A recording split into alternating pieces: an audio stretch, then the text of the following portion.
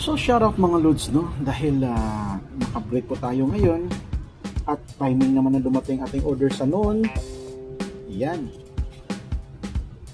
So i-unboxing po natin ang ating na-order at nabili sa noon na GoPro 4K. Right?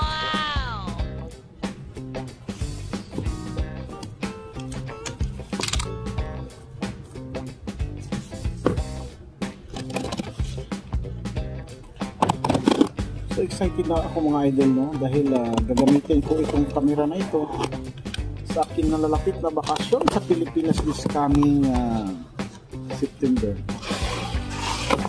Ay hala. Ito na siya.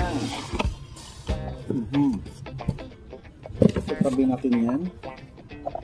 So ito siya, no. Ayan.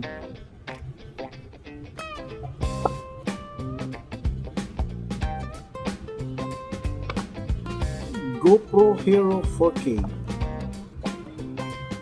So mga idol, bago ko nag-desisyon na bumili nito ay nagbasa muna ako, nag-research muna ako kung gaano ba kaganda, kung gaano ba kaganda o camera na ito, ka-reliable, ganyan. Bago tayo nag-desisyon na bumili ng GoPro Hero 4K. Alright, bubuksan na natin.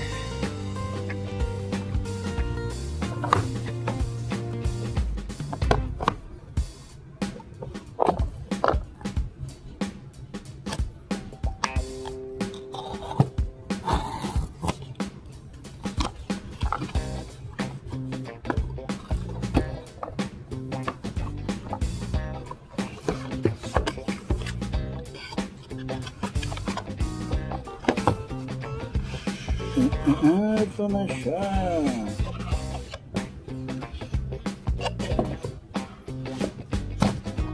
Aha. Talagang safety na safety talaga yung ano. Aha, ito na siya. Ayan na siya. Ayan na siya. Oof. Mga kakalog. Wow, ayan na siya. Dati pinapanood lang kita, ngayon akin ka na. Yan mga aksesorat niya.